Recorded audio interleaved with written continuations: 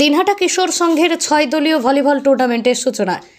স্বর্গীয় সত্যদেব সিং ও স্বর্গীয় গৌরাঙ্গ সাহা স্মরণে দিনহাটা গোসানি রোড কিশোর সংঘের পরিচালনায় 6 দলীয় দিবারাত্রি ভলিবলের সূচনা হল শুক্রবার। এদিন ফিতে কেটে খেলার সূচনা করেন উত্তরবঙ্গ উন্নয়ন মন্ত্রী উদয়ন গুহ।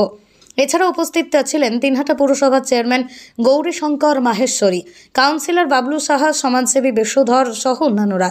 মন্ত্রী উদয়ন গুহ বলেন, এ ধরনের প্রতিযোগিতা আরও বেশি করে অনুষ্ঠিত হওয়া প্রয়োজন। এদিন দিনহাটা কিশোর সংঘের এই উদ্যোগের প্রশংসা করেন। ক্লাব সম্পাদক অজয় সাহা বলেন, বিভিন্ন জেলার 6টি দল এই টুর্নামেন্টে অংশগ্রহণ করবে। আইডিয়াল ন্যাশনাল একাডেমি বালকদের একটি আদর্শ আবাসিক শিক্ষা প্রতিষ্ঠান। এখানে অডিও ভিজুয়াল ও আধুনিক শিক্ষার পাশাপাশি ধর্মীয় শিক্ষা প্রদান করা হয়। সেই সাথে ছাত্রদের সুস্বাস্থ্য বজায় রাখতে মাঝে মাঝে অভিজ্ঞ ডাক্তারদের দ্বারা চেক আপ করানো হয় ও সুষম খাবার প্রদান করা হয়। আপনার সন্তানের সুস্থ, সুন্দর ও উজ্জ্বল ভবিষ্যৎ গড়ে তুলতে চলে আসুন দিনহাটার বাবুপাড়া 2 নম্বর ওয়ার্ডে আইডিয়াল ন্যাশনাল একাডেমি মিশনে, অথবা যোগাযোগ করুন 9800711212 অথবা 9932230750 এই নম্বরে।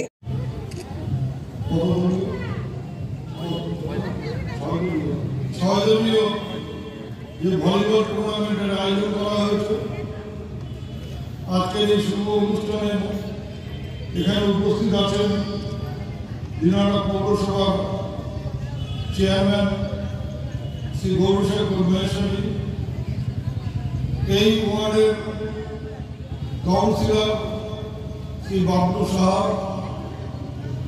উপস্থিত আছেন শ্রী বিশুধর এবং জেলা ভলিবল অ্যাসোসিয়েশনের কর্মকর্তা সহ ক্লাবের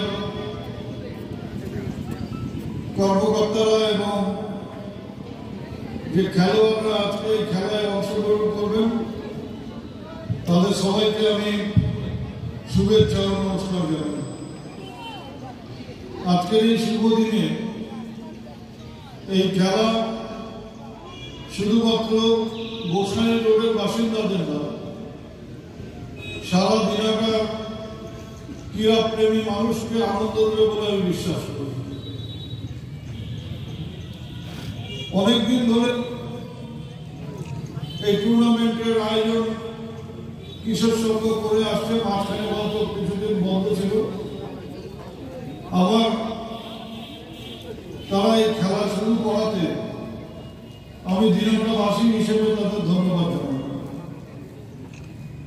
তবে আগে যেখানে খেলা হতো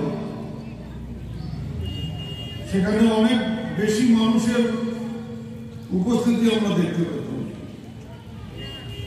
আজকে যে খেলা যেখানে অনুষ্ঠিত হচ্ছে, জায়গা সংকুলন হবে কিনা আমি জানি না, তবে আরো মানুষ হয়তো উৎসাহী হয়ে খেলা দেখতে আসবেন। যখন মূল খেলা শুরু হবে তখন উদ্যোক্তারা খানিকটা সমস্যায় পড়লেও পড়তে হবে। পরবর্তীকালে খেলা যাতে আবার পুরোনো জায়গায় ফিরে নিয়ে গিয়ে সেইখানে আমার মনে হয় খেলাটা হয়তো 25শে ডিসেম্বর হতো, সেই তারিখটাও 1 মাস পিছিয়ে গেছে। কাজেই